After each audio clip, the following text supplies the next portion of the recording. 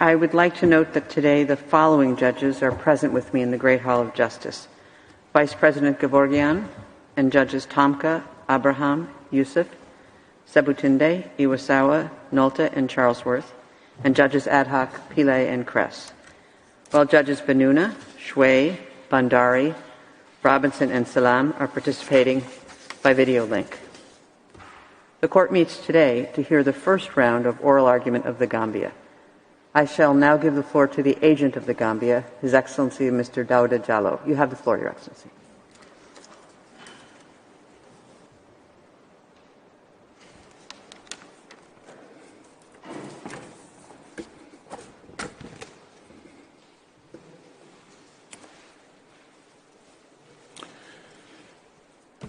Madam President, honorable judges, it is an honor to address you today as the agent of the Republic of the Gambia in our dispute with the Republic of the Union of Myanmar. Over 2 years ago, the Gambia filed its application with this court, exercising its right as a party to the Genocide Convention to hold Myanmar to account for its ruthless acts of genocide against the Rohingya group in Myanmar. My esteemed predecessor said that he stood before you then, as I do now, to awaken the conscience of the world and to arouse the voice of the international community. The court rose to that challenge and unanimously ordered provisional measures against Myanmar that have, to this very day, helped to protect the Rohingya group from a repeat of the violent acts of genocide that Myanmar's military, the Tatmadaw, had inflicted upon them. We must never forget the Tatmadaw's mass murder, its coordinated use of rape and sexual violence as a weapon of genocide, its burning of villages with people locked in their homes, its targeted killing of children and the elderly, its murder of people as they fled these so-called clearance operations, and its order to kill all that its soldiers could hear and see. Justice and accountability for those acts of genocide and for Myanmar's ongoing acts of genocide is not just possible, it is necessary. A solemn obligation shared by the Gambia, every state party to the Genocide Convention, and the international community as a whole. It is why the international community drafted and adopted the 1948 Genocide Convention. It is why the Gambia filed its application against Myanmar over 2 years ago. It is why the United Nations, the organizations of the Islamic Cooperation, and the states around the world have welcomed and supported the Gambia's case. And it is why the Netherlands and Canada have publicly announced their intention to intervene under Article 63 of the court statute. It is why this court must reject Myanmar's meritless preliminary objections and proceed to adjudicate the merits of this dispute. Madam President, honorable judges, the Gambia may be a geographically small state, but we stand tall in the international community of states and take pride in promoting and protecting human rights and international accountability for atrocity crimes like genocide.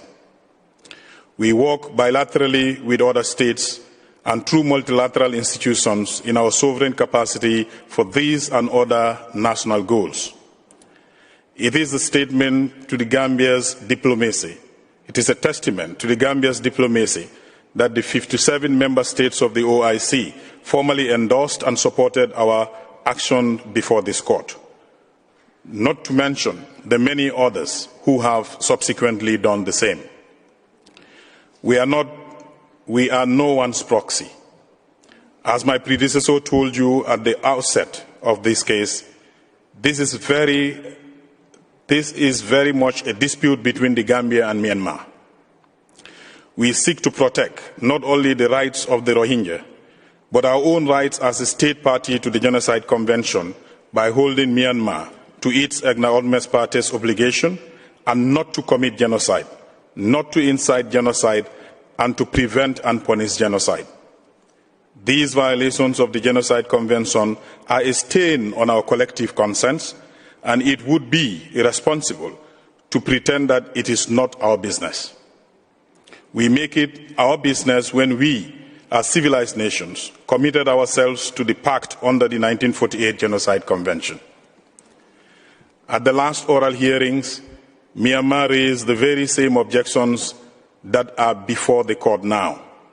The court rightly rejected them in its order of provisional measures. Nothing has changed that would warrant the court to depart from its previous unanimous decision, and we call on the court to swiftly reaffirm its previous rejection of these groundless objections. Now, even more than before, justice within Myanmar is impossible. And now, as before, only this court can hold Myanmar to account for its acts of genocide. Madam President, honorable judges, justice delayed is indeed justice denied. The Rohingya and all people of Myanmar deserve justice and accountability. The Gambia is grateful that the court has settled these hearings so that this case may proceed without further delay. As a state party to the Genocide Convention, the Gambia fully expects that the court will uphold its right to have this case heard on the merits. The Gambia urges the court to proceed as expeditiously as your careful deliberations allow. The Rohingya deserve no less. The Gambia is proud to be represented by a diverse team of international advocates who will address all of Myanmar's preliminary objections in turn. Mr. Paul Raidla will speak first to update the court on the developments in this dispute since 2019. Mr. Andrew Lowenstein will then demonstrate what should be the obvious point, that the Gambia is the applicant state and not acting as a proxy for any other entity. Professor Pert Dejean will establish the Gambia standing to bring this case as a state party to the Genocide Convention. Next, Ms. Tafazwa will show that Myanmar's reservation to Article 8 does not deprive the court of its jurisdiction, which is explicitly provided for under Article 9 of the Convention. Mr. Asalan Suleiman will confirm that a dispute existed between the Gambia and Myanmar over its violations of the Genocide Convention as of the time the application in this case was filed. And finally, Professor Philip Sands will provide concluding remarks for the Gambia's first round of arguments. Madam President, honorable judges, it remains for me to thank you for your courtesy, for your keen attention to this case, and for allowing me to address you. With your permission, I would ask that you called upon Mr. Raidla to address you virtually. Thank you very much. I thank the agent of the Gambia for his statement, and I now invite Mr. Paul Reichler to take the floor. You have the floor, Mr. Reichler.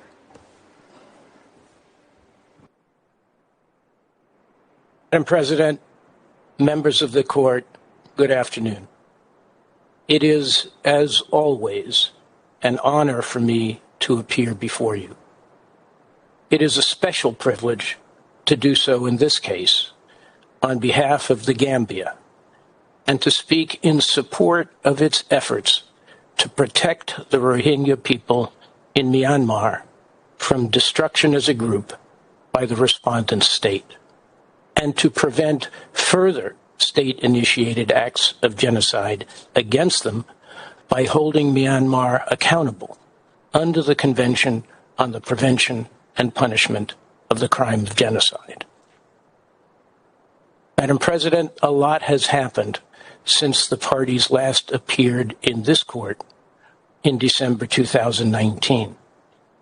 Two major events stand out above the rest.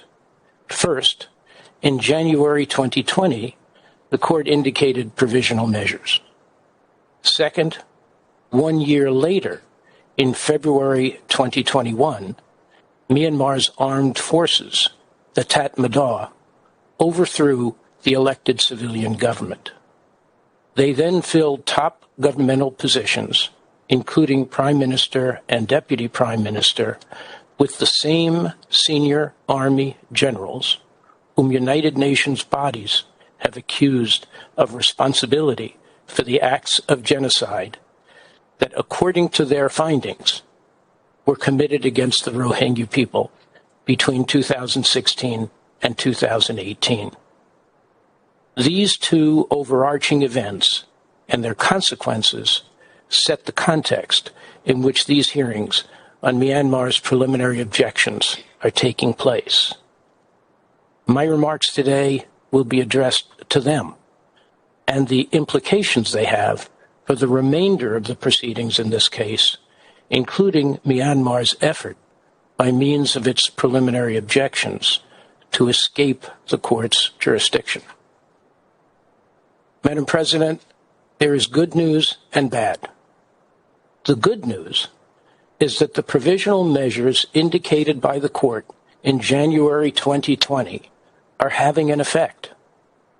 To be sure, they are not as effective as they might be, and in no sense is Myanmar fully complying with them, as the Gambia has made clear in its observations on Myanmar's periodic reports. But the court's measures have helped to prevent the worst from happening. In particular, there has been no resumption of the clearance operations that the Tatmadaw carried out against the Rohingya population with such devastating brutality and effect in prior years. There have been no new mass killings of Rohingya, no new mass rapes or gang rapes of Rohingya women and girls, and no new burning of populated Rohingya homes and villages with families locked inside. The Gambia attributes the absence of such overtly genocidal acts to the existence of the court's provisional measures and its ongoing exercise of jurisdiction and oversight. Myanmar's military junta has been impervious to pleas of restraint from around the world, including from members of the United Nations Security Council, other UN bodies and agencies, and neighboring states. None appear to have had any influence on its behavior, except for the court. Even after the coup of 1 February 2021, the military government has continued to submit reports on its alleged compliance with the court's provisional measures order. It has appointed a new agent. It has retained new counsel. And it has appeared at these hearings to plead its case on preliminary objections. Plainly, by its actions, it has shown that as a party to these proceedings, it will not or dares not disregard the court. In these circumstances, maintaining the existing provisional measures in effect is essential for the protection and survival of the estimated 600,000 Rohingya who remain in Myanmar today. The court's measures are the last and only remaining constraint on the military government's policies and practices toward this extremely vulnerable and existentially threatened group. Even under elected civilian rule, prior to February 2021, the Tatmadaw was a law unto itself, especially in regard to its treatment of the Rohingya. As Myanmar's then agent, who is now imprisoned and incommunicado, explained in December 2019, quote, under its 2008 constitution, Myanmar has a military justice system. Criminal cases against soldiers or officers for possible war crimes committed in Rakhine must be investigated and prosecuted by that system. End of quote. If there was no accountability in Myanmar for acts of genocide committed by military personnel then, there is certainly none now. This is because the individual authors and perpetrators of the genocide against the Rohingya, the very same military leaders most responsible for planning it and carrying it out, are now openly in charge of the government. Any restraints on their behavior that an elected civilian government or the image of democratic legitimacy might have provided have been cast aside.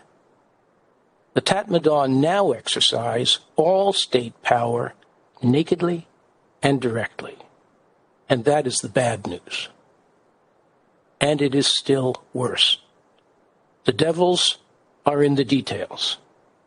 The main architect of the military coup, Senior General Min Aung Hlaing, was the principal architect of the Rohingya genocide, according to the United Nations fact-finding mission, whose 2018 and 2019 reports formed part of the factual basis for the Gambia's provisional measures request. After the coup, Senior General Hlaing appointed himself Prime Minister. Serving immediately under him as Deputy Prime Minister is Vice Senior General So Win. The UN fact-finding mission found him responsible, as Commander-in-Chief of the Tatmadaw, for directing the clearance operations against the Rohingya, including the deployment of combat divisions to Rakhine State for the purpose of eradicating them. Other Tatmadaw officers and key government ministries and agencies. This includes the acting president, Lieutenant General Myint Swe. As chair of the Investigation Commission for Maung Daw, he found that there were absolutely no cases of genocide or religious persecution in the region. This demonstrated, in the views of the UN Special Rapporteur on the situation of human rights in Myanmar and the Special Advisor on the Prevention of Genocide, a complete lack of independence. Not surprisingly, despite a plethora of so-called investigation commissions, as described in the Gambia's memorial, no one, not a single military officer or enlisted person, has ever been accused, let alone convicted, of genocide, either under the military regime or during the prior civilian government. Madam President, there is presently no national or international body or institution of any kind to which Myanmar's current leaders have acknowledged accountability in any way, except as they continue to demonstrate for this court. That explains why they persist in pursuing their preliminary objections, the very same ones that the court already rejected on a prima facie basis in its order of January 2020. If they can escape the court's jurisdiction, they will be accountable to no one, and there will be no constraints on their persecution and ultimate destruction of the Rohingya. The evidence gathered by United Nations bodies since the February 2021 military takeover demonstrates that this is still the Tatmadaw's objective. According to the UN Special Rapporteur, in a report dated 2 September 2021, at tab 2 of our judges' folders, the estimated 600,000 largely stateless Rohingya in Rakhine State continue to face existential threats and remain discriminated against in accessing citizenship, freedom of movement, and other fundamental rights. Since the coup, the junta has demonstrated that it intends to ensure that the Rohingya remain disenfranchised and segregated. In particular, the Special Rapporteur stated, also at tab 2 of our folders, as are the rest of the materials I will be displaying, since the coup, The junta has continued to deny the existence of the Rohingya while keeping them disenfranchised through their unresolved legal status, institutional discrimination, human rights abuses, restrictions on their movement, and limited access to livelihoods and essential services.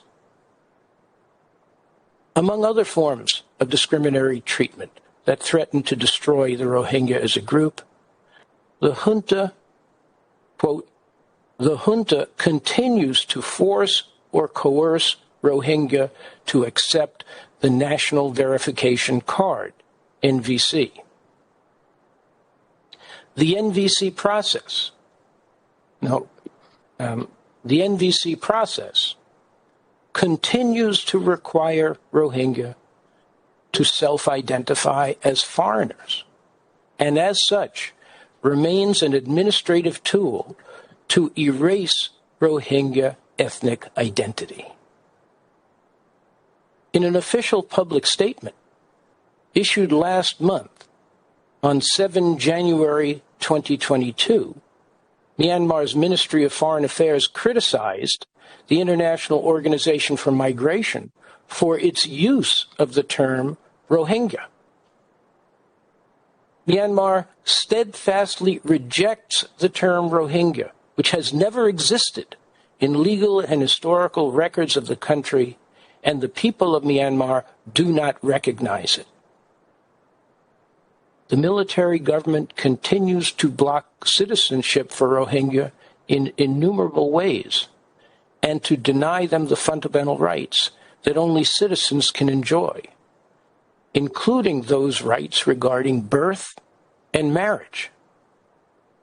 Rohingya people continue to face discriminatory laws and policies blocking their access to citizenship, documentation, and civil registration, despite legislative commitments to universal birth registration. Under the 2019 Child Rights Law, the birth of Rohingya children continue to not be systematically registered. Updating civil registration records, including birth and marriages, through the household list remains a challenge, negatively affecting access to legal documentation, basic services, and freedom of movement.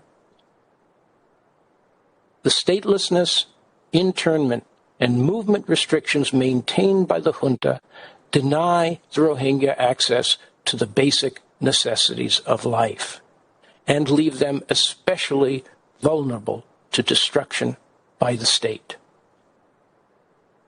There are an estimated 130,000 stateless Rohingya who remain confined in internment camps in Rakhine State, and those in villages throughout the state face increased movement restrictions and are continually impeded from accessing citizenship, services, and livelihoods. As a result, the Rohingya remain at grave risk of mass atrocity crimes. As a result, the Rohingya remain at grave risk of mass atrocity crimes. Madam President, the Special Rapporteur here recalls what human experience has long taught us, that it is just a short step from dehumanizing a people to killing them en masse. In the words of Simone Weil, on the eve of the Holocaust that would soon unfold, quote, once a certain class of people has been placed by the temporal and spiritual authorities outside the ranks of those whose life has value, then nothing comes more naturally to men than murder. The Tatmadaw have shown, both historically and since they have assumed direct power in Myanmar, that Rohingya lives have no value to them. This is especially true of Rohingya women and girls, who continue to be victims of singularly destructive policies and practices. The UN Special Rapporteur, in his latest report, called particular attention to the, quote, detention and forced labor among women and girls living in internment camps. And he cited reports that, quote, Rohingya women and girls are trafficked regularly from internment camps in Rakhine State. The Gambia quoted extensively from the Special Rapporteur's latest report in its observations on Myanmar's fourth compliance report filed with the court on 7 December. It calls out here in these proceedings before the one institution to which the Myanmar authorities purport to remain accountable, Myanmar's ongoing policies and practices that threaten the survival of the Rohingya people. The Gambia does so in hopes that, out of respect for the court, those authorities will feel compelled to untighten the noose they have placed around the Rohingyas' necks. 2 days ago, in these proceedings, the agent from Myanmar extolled his government's approach to the repatriation of hundreds of thousands of Rohingya refugees who fled the country during the clearance operations to avoid destruction at the Tatmadaws' hands. Here is what the Special Rapporteur said about this subject just 2 months ago in a statement issued on 19 December 2021. The relentless assault by the Myanmar military junta's attacks on its own people, as well as the systematic land clearance in Rakhine State, and the ongoing system of discrimination against the Rohingya in law and practice continue at this time. This means that the conditions for the safe, sustainable, dignified return of the Rohingya to their homeland currently do not exist.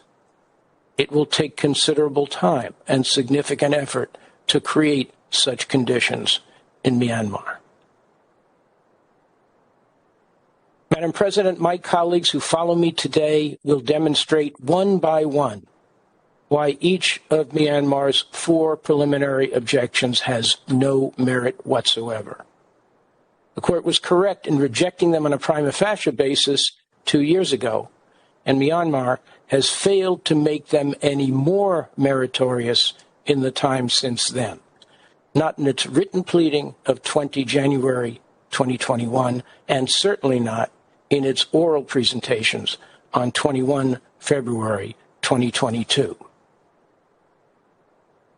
Notwithstanding their lack of substance, Myanmar has already benefited from filing them.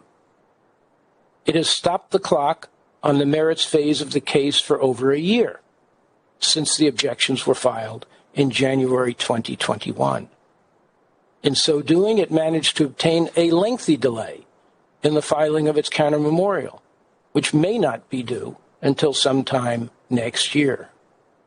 Meanwhile, the agony of the Rohingya is extended further. Human Rights Watch, in its latest report on Myanmar, issued on 7 December 2021, had this to say about the delay in these proceedings. Quote, "The court will next hold hearings on the preliminary objections Myanmar filed 10 days before the coup. There is no quick route to justice in Myanmar, but never has the call for it been louder. The Gambia trusts that the court will hear this call for justice again, just as it did at the provisional measures phase. In the circumstances, we hope for a prompt judgment from the court. We have no doubt that the judgment will be based on the facts and the law, and that it will be rendered in an objective and impartial manner. We pray that the case will then move forward as expeditiously as possible through through the merits phase to its just conclusion. Madam President, members of the court, I thank you for your kind courtesy and patient attention, and I ask that you call upon my colleague, Mr. Andrew Lowenstein, to address Myanmar's first preliminary objection. I thank Mr. Reichler, and I now invite Mr. Andrew Lowenstein to address the court. You have the floor. Madam President, members of the court, good afternoon. It is an honor to appear before you and to do so on behalf of the Gambia. I will address Myanmar's first preliminary objection. This objection, in effect, asks the court to erase the Gambia's name from its application and to replace it with the Organization of Islamic Cooperation on the asserted ground that the OIC, and not the Gambia, is somehow the real applicant. On the basis of this substitution, Myanmar argues that the court lacks jurisdiction because only states and not international organizations may be parties to disputes before the court, or alternatively, that the application is inadmissible for the same reason. The objection lacks any basis in law or fact. I begin with the law. The relevant requirements for the court to exercise jurisdiction, ratione personae, are clear and straightforward. They are rooted in Article 92 of the UN Charter, which provides that the court shall function in accordance with the UN, with its statute. The pertinent provisions of the statute are located in Articles 34 and 35. Paragraph 1 of Article 34 provides that only states may be parties in cases before the court. Paragraph 1 of Article 35 then provides that the court shall be open to the states parties to the present statute. Tellingly, Myanmar did not mention Article 35 on Monday. That is perhaps not surprising. The provision is fatal to its argument. Article 35's use of unqualified mandatory language, shall be open, permits no exception to the requirement that the parties to the statute are entitled to have access to the court. Since Article 93, Paragraph 1 of the Charter stipulates that all members of the United Nations are ipso facto parties to the statute, the Gambia, by virtue of its UN membership, is ipso facto a party to the statute as well. Accordingly, by operation of Paragraph 1 of Article 35 of its statute, the court shall be open to the Gambia. Since both the Gambia and Myanmar are parties to the statute of the court and also parties to the Genocide Convention, the Gambia is entitled to invoke the court's jurisdiction in accordance with Article 9 of the Genocide Convention. This, Madam President, should be the end of the matter. So how does Myanmar try to fashion its objection? As you heard on Monday, it advances the novel argument that the court can disregard the fact that the Gambia is the applicant and decide that some other entity is the real applicant. As you will have noticed, Myanmar could not cite a single instance in which this court, or its predecessor, or indeed any international court or tribunal, has ever suggested, let alone denied, that the applicant state is the real applicant. Nor, as far as the Gambia is aware, has any respondent state ever before asked an international court or tribunal to do so. Indeed, Myanmar could not even cite a single commentator, anyone, who supports this unprecedented theory. The reason is plain. Under Article 35, Paragraph 1, states that are members of the United Nations are entitled to seize the court in accordance with an applicable basis for jurisdiction, such as Article 9 of the Genocide Convention. As Professor Rosen has observed, every state which is a party to the statute has the right to invoke the jurisdiction of the court in accordance with the general conditions for the exercise of that jurisdiction. It was precisely this right that the Gambia invoked when the Gambia commenced the present proceedings. Myanmar had nothing to say on Monday about Professor Rosen's commentary on jurisdiction. Myanmar, nonetheless, asks you to ignore the application and attempt to discern why, or on whose alleged behalf, the Gambia commenced these proceedings. Now, putting aside the fact that the Gambia brought the case because it has a dispute with Myanmar regarding its violations of the Genocide Convention, a matter to which I will return, the question of what motivated the Gambia to commence the case is wholly irrelevant as a matter of law. As the court held in paragraph 52 of its judgment on jurisdiction and admissibility in Nicaragua v. Honduras, the court cannot concern itself with the political motivation which may lead a state at a particular time or in particular circumstances to choose judicial settlement.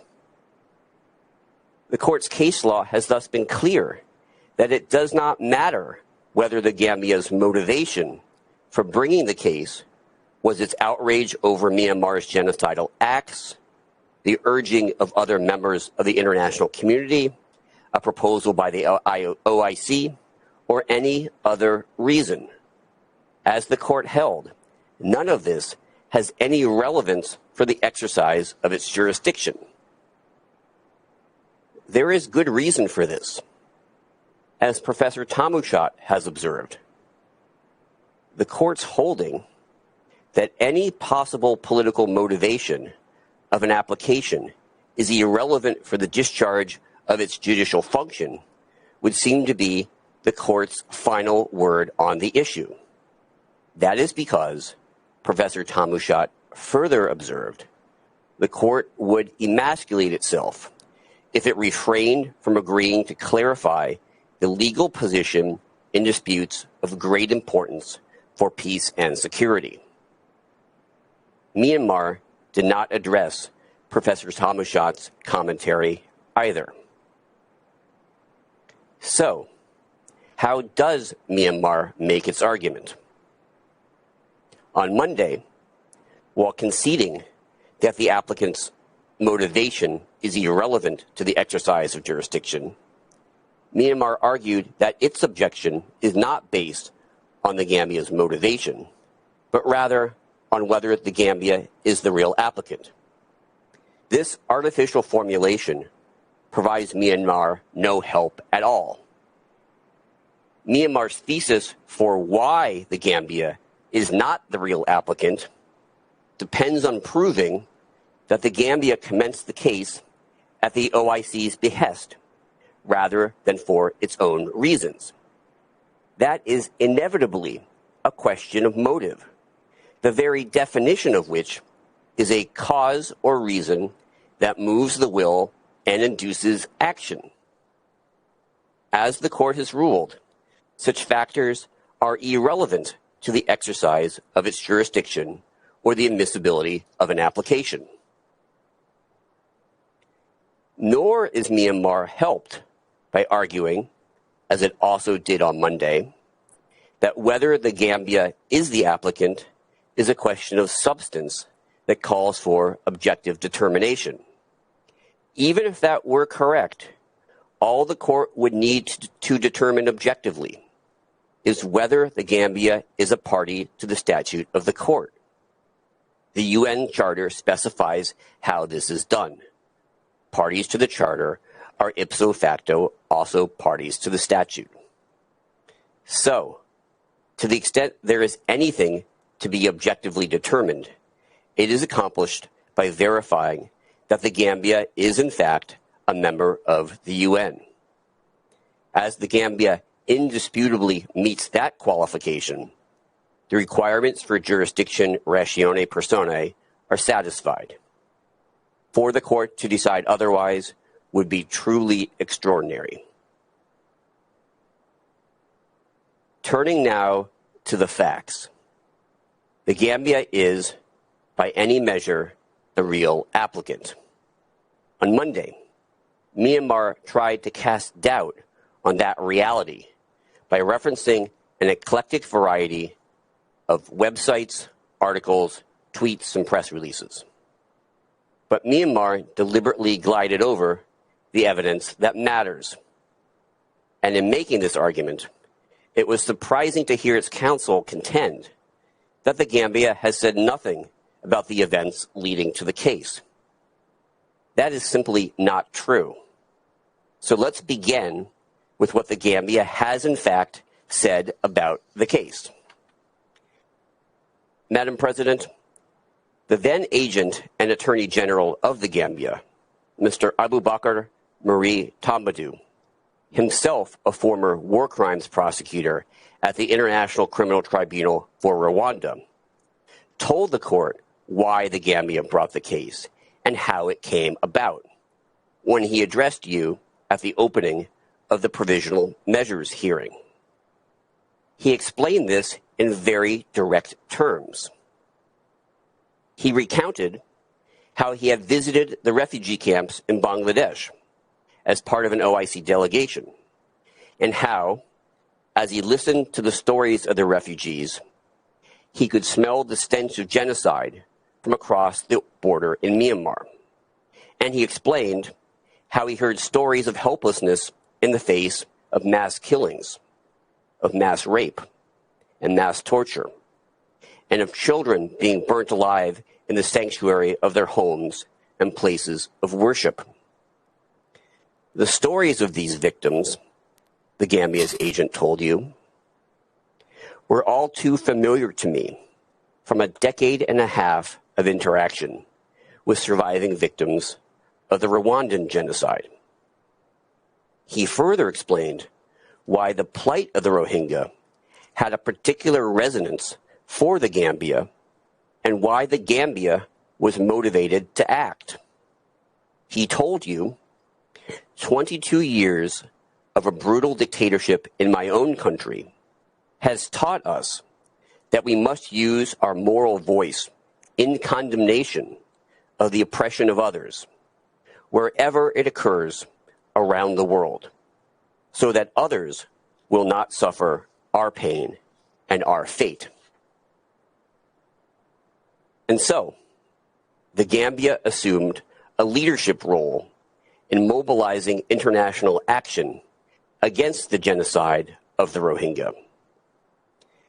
The Gambia's efforts involved, among other things, working with the OIC and its member states to establish and then chair the OIC's ad hoc ministerial committee on accountability for human rights violations against the Rohingya.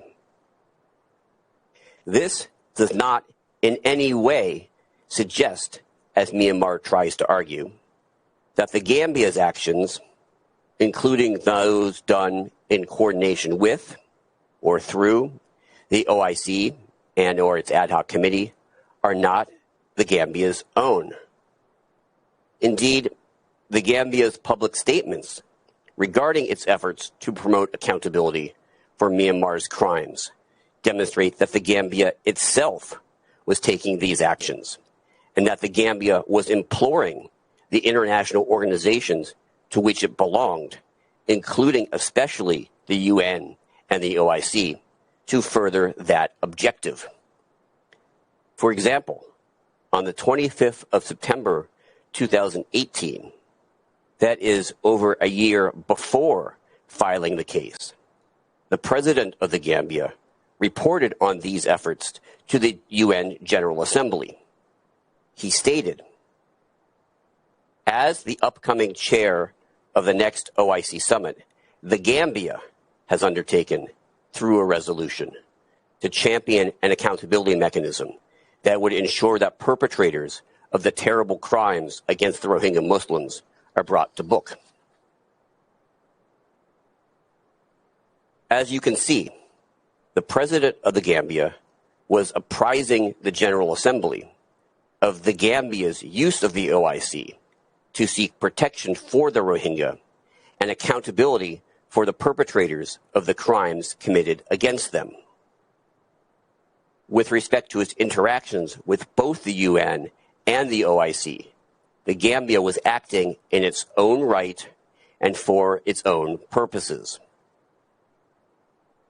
Moreover, it was the Gambia itself that informed Myanmar by note verbal on the 11th of October 2019 that a dispute exists between the two states regarding Myanmar's violations of the Genocide Convention. You can find it at tab 3 of the Judges folder. The Gambia's note verbal is crystal clear that the Gambia is the party to that dispute.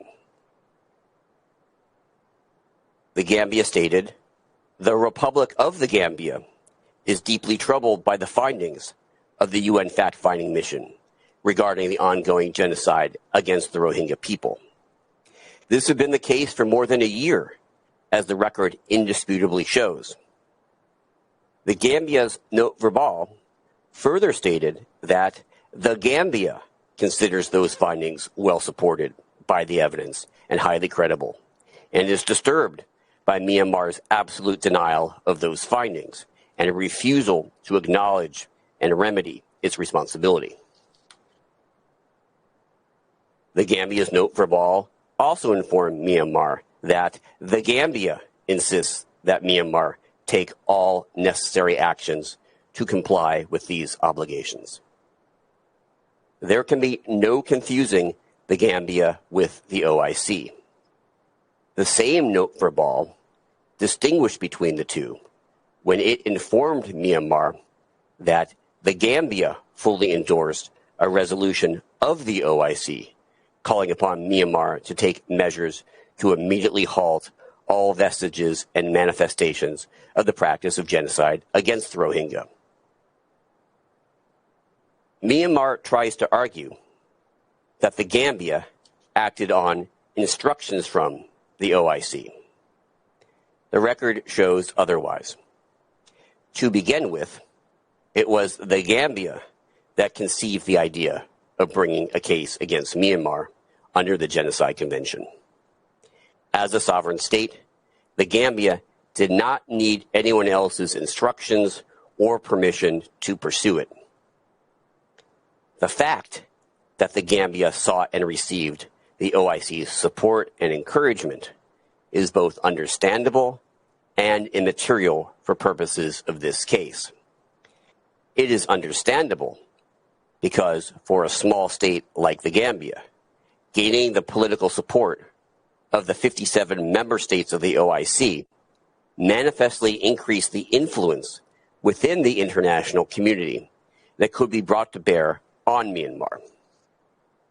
It is immaterial because it has no bearing whatsoever on the identity of the applicant in these proceedings.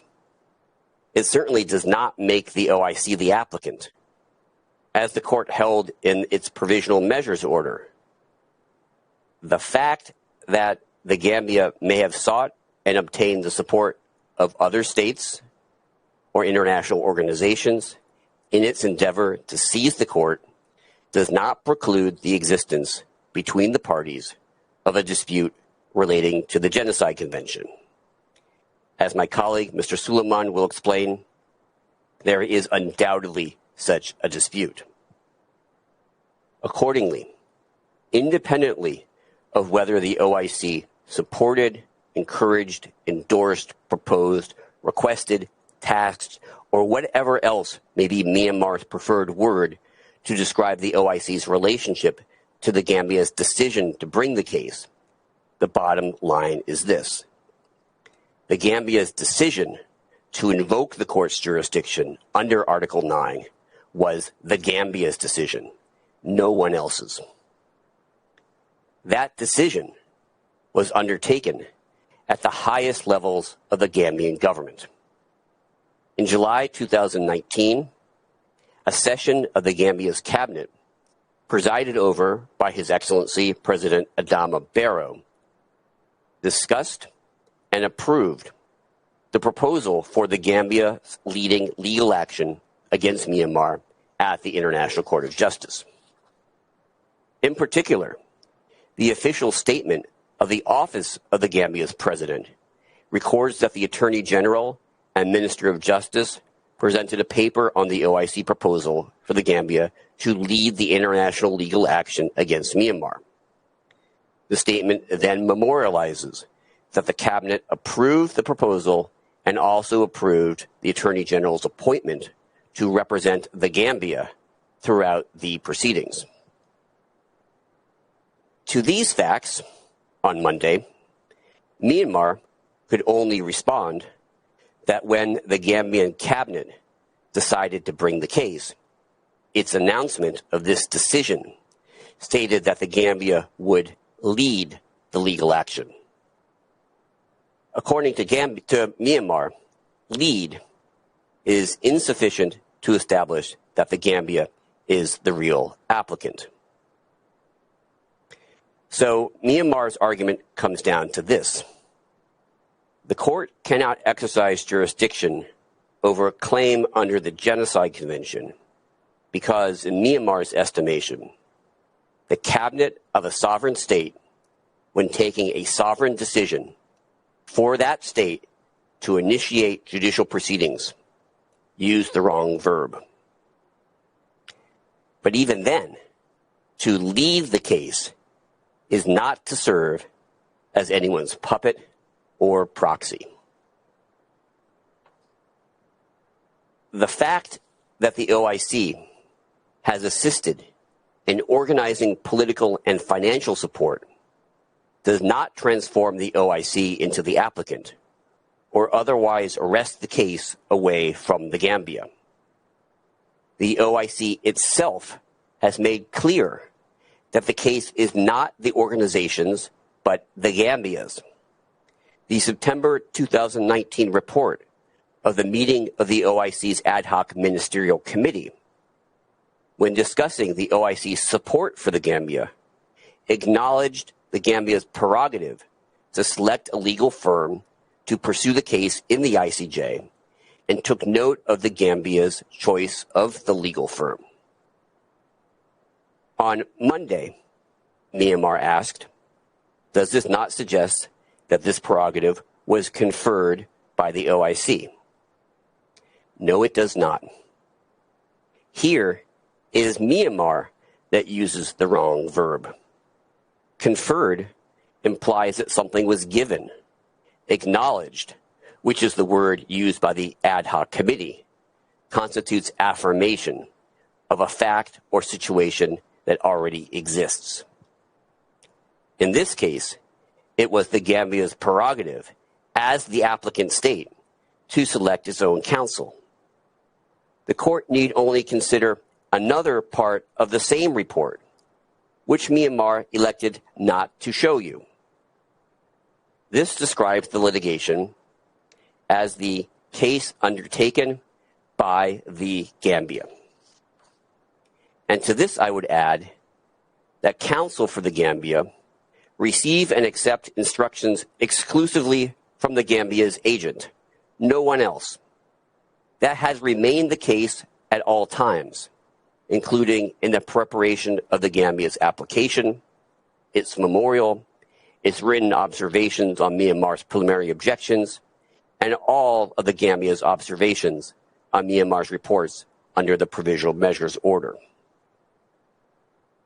Madam President, nothing is changed by the fact that it has sometimes been said that the Gambia brought the case on behalf of the OIC, a description that does not describe a legal relationship, but reflects the fact that the Gambia enjoys the support of the OIC's 56 other member states, who, not surprisingly, are also outraged by Myanmar's crimes against their fellow Muslims. In its September 2019 report, the UN fact-finding mission, after concluding that Myanmar was responsible for genocide, welcomed the Gambia's efforts to pursue, in this court, a case against Myanmar under the Genocide Convention. It recommended that the UN and the international community encourage and support such a case. Does this mean that the Gambia brought the case on behalf of the United Nations, or that the UN or its fact-finding mission is the real applicant? Madam President, it could be said, and in fact is often said, that the Gambia brings this case on behalf of the Rohingya. In a sense, it did, because it brought the case to save their very existence. But just as this does not mean that the victims of Myanmar's genocide are the real applicants, neither do the references to the OIC or the UN negate the reality that the Gambia, in law and fact, is the applicant state. The court's jurisdiction, ratione personae, is therefore fully established. Madam President, I turn now to Myanmar's alternative argument that the court should decline to exercise jurisdiction on grounds of admissibility. Here, I can be brief. There are no grounds whatsoever for declining to exercise jurisdiction. There is no indispensable third party. The case does not concern a matter in which the Gambia lacks a legal interest. And, as Mr. Reichler showed, far from being moot or hypothetical, the case and the Provisional Measures Order continue to provide the Rohingya who remain in Myanmar with the court's protection at a time of acute vulnerability. Myanmar knows this, so it argues the case is an abusive process. An abusive process? Myanmar argued on Monday that this is because the Gambia has supposedly brought the case for aims alien to those for which the procedural rights have been granted. But Myanmar did not dare remind you of the actual aims of the procedural rights set out in Article 9. They are, of course, to allow states parties judicial recourse to prevent and punish the crime of genocide. Those are precisely the objectives of this case. This was recognized by the Secretary General of the United Nations, who welcomed the court's order on provisional measures. The Secretary General also cited the case as an example of the appropriate use of peaceful means for the settlement of international disputes. That view is shared by the UN General Assembly, which also welcomed the court's action. And it is shared as well by the Office of the UN High Commissioner for Human Rights, which described the proceedings before the court as being vitally important. Madam President, these facts lead to only one conclusion. The Gambia is the applicant. There is no basis to strip it of that role or to deny its right to bring this case as a sovereign state that is a party both to the statute of the court and the Genocide Convention. There is no merit whatsoever to Myanmar's first preliminary objection, and it must be rejected, as it was in the court's January 2020 order. Madam President, members of the court, this concludes my presentation. Thank you very much for your kind attention. I ask that you invite Professor Darjan to the podium to address Myanmar's second preliminary objection. I thank Mr. Lowenstein, and I now invite Professor Pierre Darjan to address the court. You have the floor, Professor.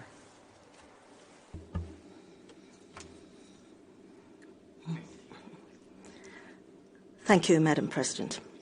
Madam President, members of the court, it is always an honor to speak before this court, and it is so again as I speak, to support the Gambia. According to Myanmar's second preliminary objection, the Gambia's application is inadmissible due to the Gambia's lack of standing to take action in this case.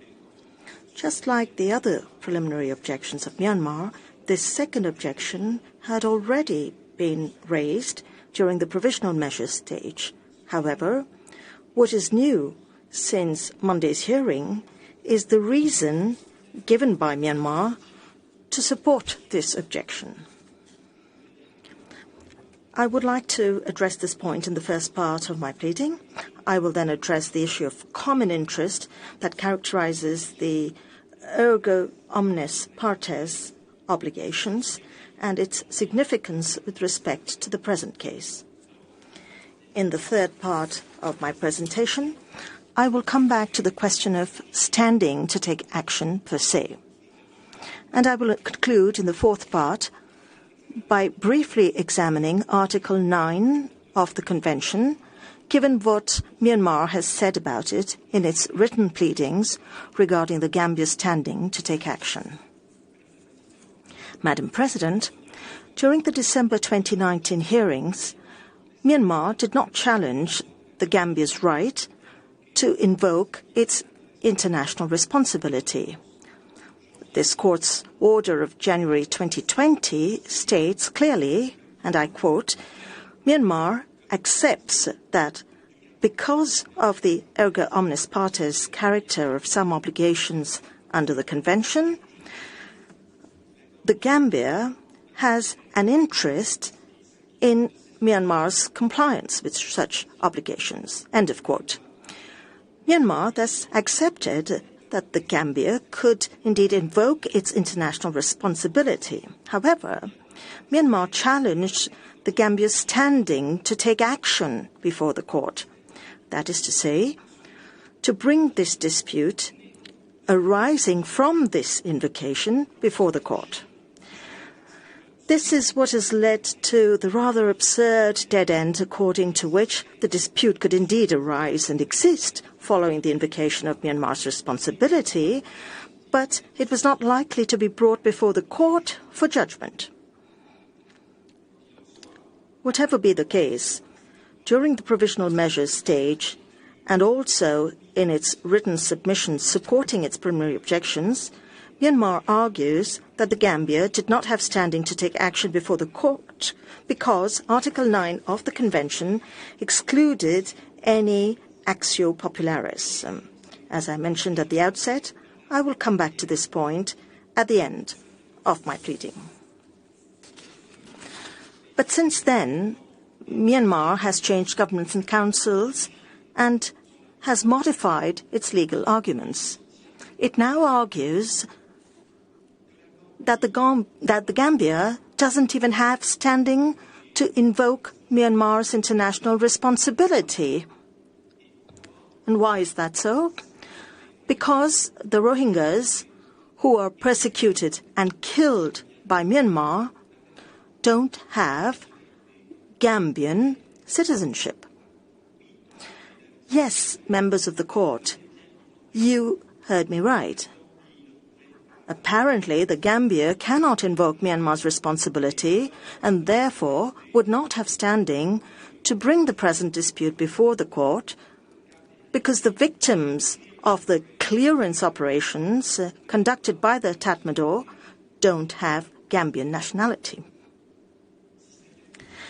If it weren't so tragic, I would be tempted to be ironical and remind Professor Talman that the Rohingya, that he obstinately refuses to call by their name, that the Rohingya did not have Burmese citizenship either, precisely because they had been stripped of their citizenship due to the law enacted in 1982.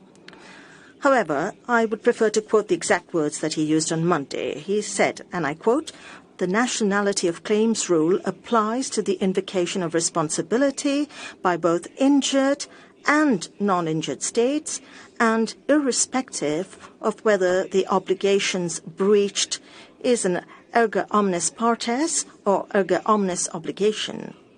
Under the law of state responsibility, the Gambia cannot invoke the responsibility of Myanmar for violations of the Genocide Convention with regard to individuals who are not its nationals. Madam President, it doesn't take much reflection to realize how absurd or even abject this legal theory is when applied to the Genocide Convention. If we were to follow Myanmar's reasoning, no state party to the convention would have the right to invoke the responsibility of another state party as long as the latter meticulously implements its genocidal project exclusively on its own nationals.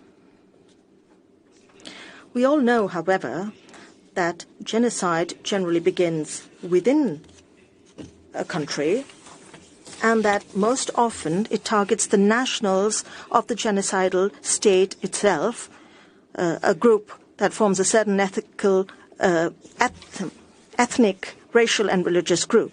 Very often, as is the case with the Rohingya, the members of the group being targeted can be identified because they're deprived of the nationality of the country where they live and who persecutes them, whereas they're not the nationals of any other country. Can we seriously agree, members of the court, can we seriously agree that it is in conformity with the Convention's object and purpose to refuse in such a case that any other state has standing to invoke the responsibility of the state that is the perpetrator of genocidal violence? I would like to emphasize that the consequence of Professor Talman's theory would be not only to make it impossible to invoke the responsibility of the state committing genocide against the members of a group having its own nationality, but it would also protect a genocidal state from any similar invocation, even when this state targets members of a group having the nationality of one or several third state parties to the convention. In that case, indeed, no state party would be able to take action either, unless the victims had the nationality of one of them. Madam President, members of the court, not only is the theory that Myanmar presented on Monday absurd, abject, and completely contrary to the object and purpose of the Convention, it is also erroneous with regard to the legal principles on which it is purportedly based. What does Article 44A of the Article on International Responsibility of States say? This is the article on which Myanmar has based its arguments. It says, and I quote, "The responsibility of a state may not be invoked if the claim is not brought in accordance with any applicable rule relating to the nationality of claims." End of quote. This provision does not give any indication that there might be a nationality of claims rule which would apply, broadly speaking, to any interstate claim. No, this is not what the provision says. This provision only recalls that when the rules in terms of nationality of claims apply, the invocation of responsibility of a state by another state is subject to these rules. When paraphrasing Article 44, the commentary of the International Law Commission, to which Professor Talman, in fact, referred, explains that the nationality of claims rule is a general condition for the invocation of responsibility in cases when it is applicable. The Gambia argues that in the case of the Genocide Convention, such a rule is obviously not applicable. Indeed, the nationality of claims rule is not applicable because nothing in the Convention's text suggests that it would be the case, particularly because, as I just explained, it would be contrary to the object and purpose of the Convention to make claims of state parties conditional on this rule. Need I remind the Court that according to Resolution 96-1, genocide is contrary to the spirit and aims of the United Nations, that it shocks the conscience of mankind by resulting in great losses to humanity through the total or partial destruction of a national, ethnic, racial, or religious group, regardless of the nationality or absence of nationality of the members of this group. What would happen to this essential and universal ratio legis that your order indicating provisional measures recalled if Myanmar's argument were to be accepted? Myanmar has made no reference to the object and purpose of the Convention when it argued that the nationality of claims rule was applicable to it. This silence is indeed eloquent, and Myanmar's about-face on the issue that it was purportedly impossible for the Gambia to invoke its international responsibility is not only misguided, but also baseless.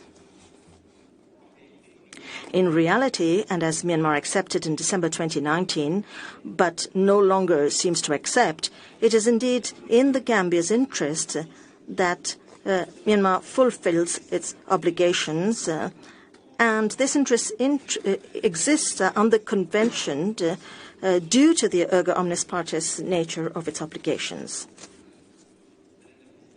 Madam President, members of the Court, Myanmar does not challenge the erga omnes partes nature of the obligation of the Convention, which is at the heart of the present dispute.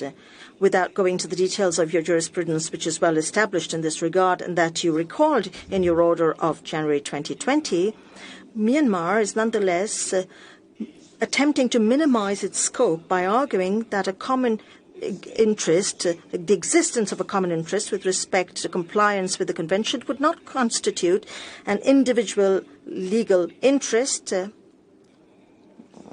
to use Professor Talman's words, an individual legal interest intended to be enforceable before the Court, that the Court's jurisprudence, according to Myanmar, has never accepted this rule as such, and that in reality, according to Myanmar again, the Court has even cast a doubt on this rule in the Bosnia versus Serbia case.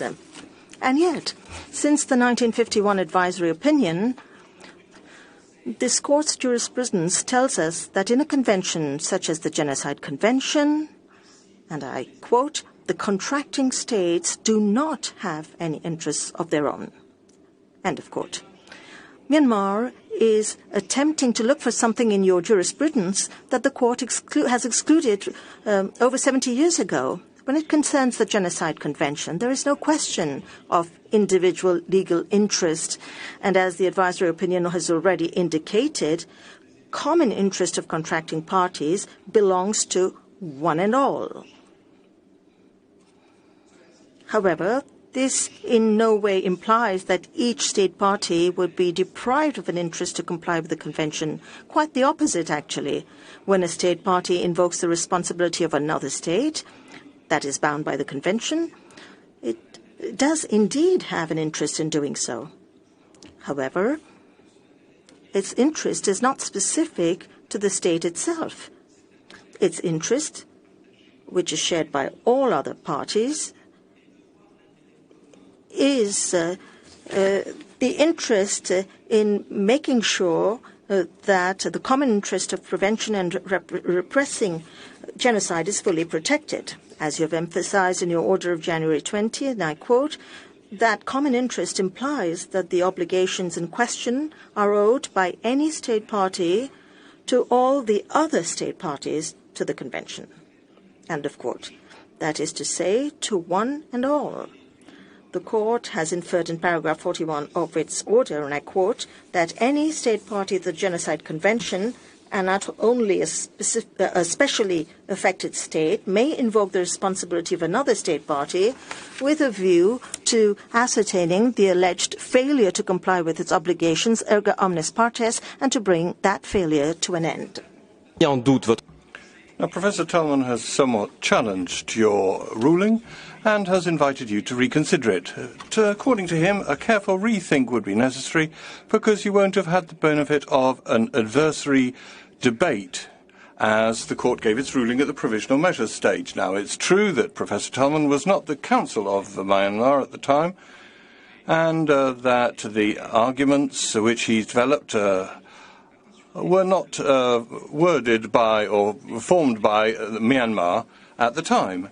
But I can restrict him, reassure him that the principle of an adversary hearing was guaranteed at all stages of the proceedings by the court, and indeed it was done so in December 2019. Indeed, it's erroneous to claim that paragraph 41 of your order only concerns the right of invoking responsibility and not standing. Indeed, this paragraph ends the second part of the order, whose title covers exactly the question of the standing of the Gambia.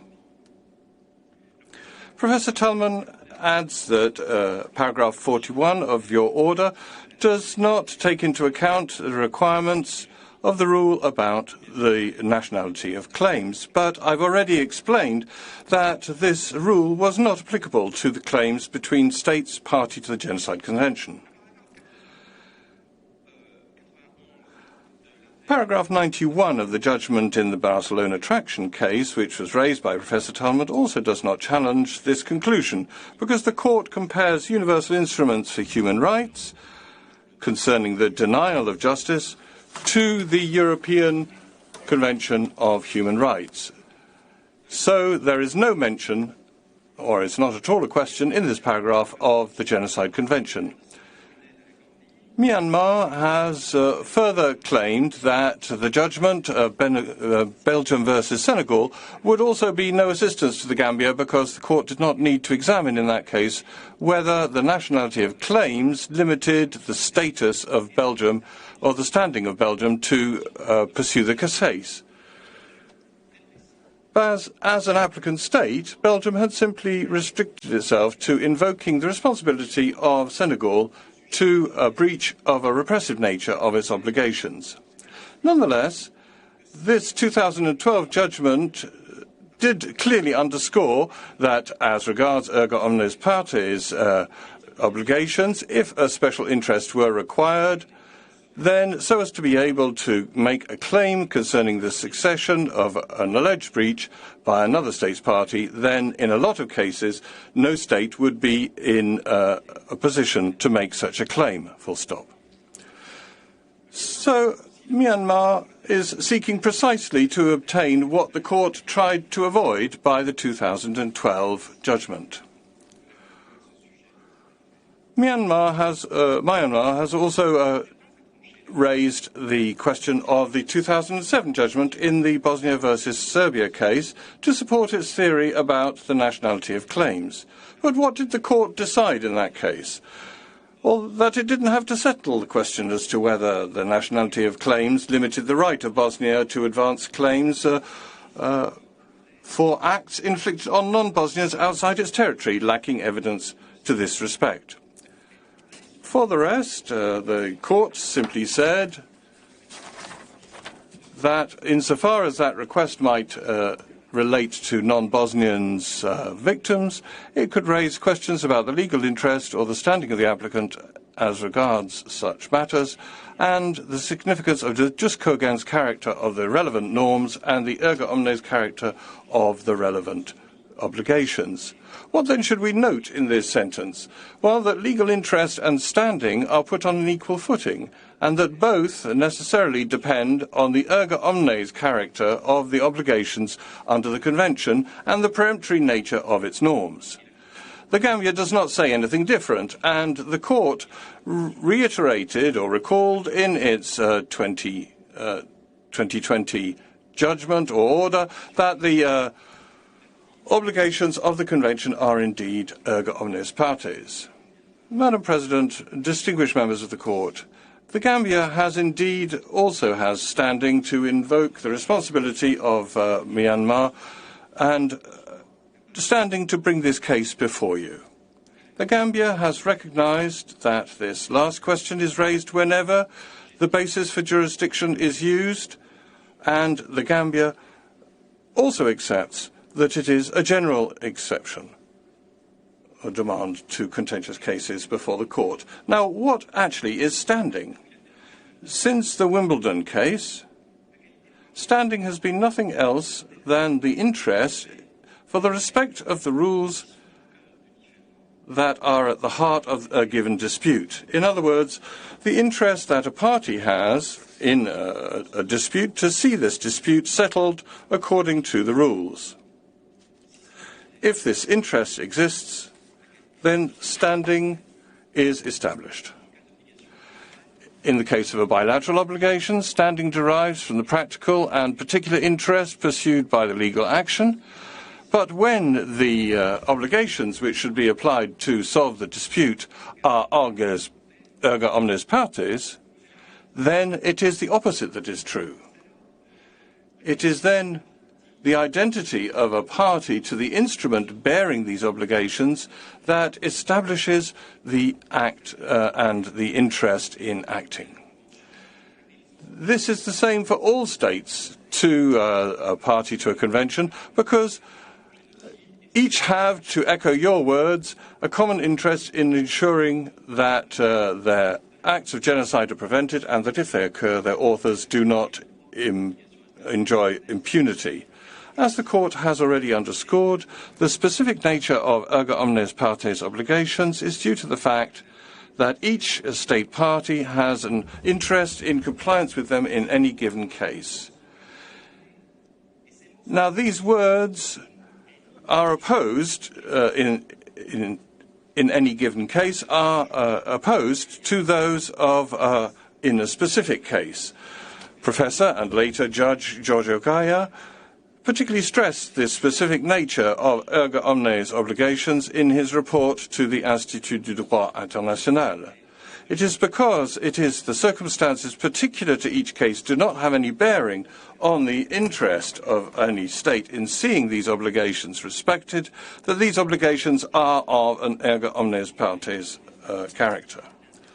Consequently, any non-directly injured state also has a necessary interest to invoke the responsibility of a state accused of a breach of these obligations.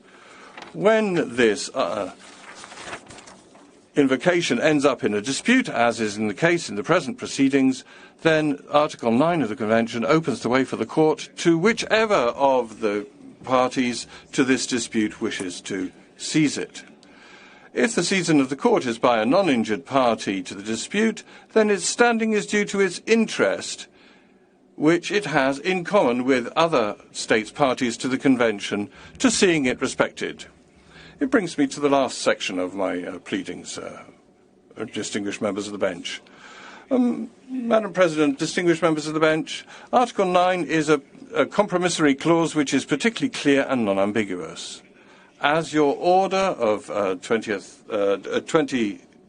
2020, as recalled, Article 9 governs two things. First of all, your jurisdiction and your seizing. Now, you know Article 9 rather well, and I shall not read it. I'll just project it on the screen as a reminder. Under Article 9, your jurisdiction extends to those disputes arising between parties to the Convention on the subject of obligations set out in that Convention without any prior procedural condition and without any limitation being binding upon the states parties to these disputes, if it's not for the fact that, of course, they have to be bound by the Convention. Of course, therefore, Article 9 indicates that such disputes can be submitted to the Court for settlement by one of the parties to the dispute, and not by one of the parties to the Convention who is not a party to the dispute. As I've said, that's perfectly clear. Nonetheless, in his written submissions to support preliminary objections by Myanmar, Myanmar. Myanmar has claimed mainly that the Gambia lacks standing because Article 9 of the Convention is alleged to exclude any kind of actio popularis. In fact, under cover of an alleged lack of standing, Myanmar is in fact raising an objection of a lack of jurisdiction because it is advancing that Article 9 of the Convention will not allow the court to rule on a request submitted by a state party when the latter is not directly or personally injured by the actions that it is denouncing. According to Myanmar, the action popularis would therefore be materially excluded by Article 9 in such a way that the consent given to your jurisdiction by this article will not cover this kind of action. To support this theory, Myanmar, in its written submissions, concocts specious arguments concerning words lacking in Article 9 or differences between Article 8 and 9, whereas these provisions actually have completely different aims. A key point in the argument advanced by Myanmar, which I won't repeat in toto, is that Article 9 concerns not all disputes or any disputes, but just disputes. Now, you've heard virtually nothing on this subject on Monday, as Professor Kolb was the only one who vaguely referred to this argument when he contrasted Article 9 with Article 24 of the European Convention of Human Rights. Even if Myanmar has probably noted the weakness of its written arguments and has generally abandoned them on this point, I wish nonetheless to recall that Article 9 starts with the words disputes. Disputes in English, in plural, and in an undetermined and therefore inclusive manner.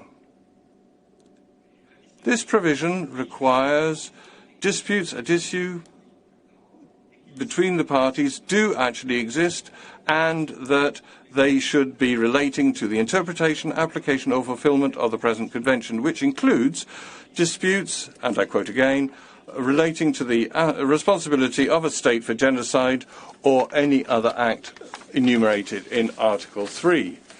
So, in other words, it's enough for a dispute to exist, for a party to that dispute to bring it before the court,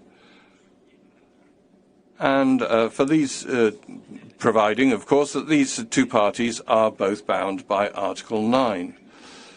So the ordinary meaning of the words used in Article 9 leaves no doubt. No distinction is drawn between possible disputes as arising from the obligations of the Convention or between contracting states which are parties to these disputes, whether they are or not directly injured.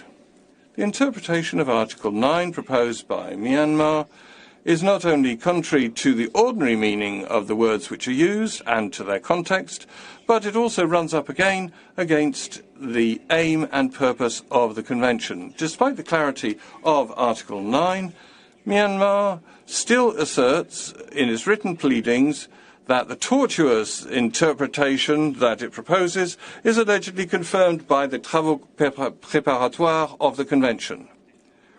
Now, our written submissions have fully replied to the partial reading of the travaux developed by Myanmar, and I would remind you to refer to them, in particular as Myanmar has not said anything about it on Monday. But just so as to be exhaustive on Article 9, I will add that you have been seized by the Gambia of the dispute between it and Myanmar. This seizing is not due to another state which is bound by the Convention, which is not party to this dispute. The fundamental conditions, therefore, of Article 9 are all satisfied.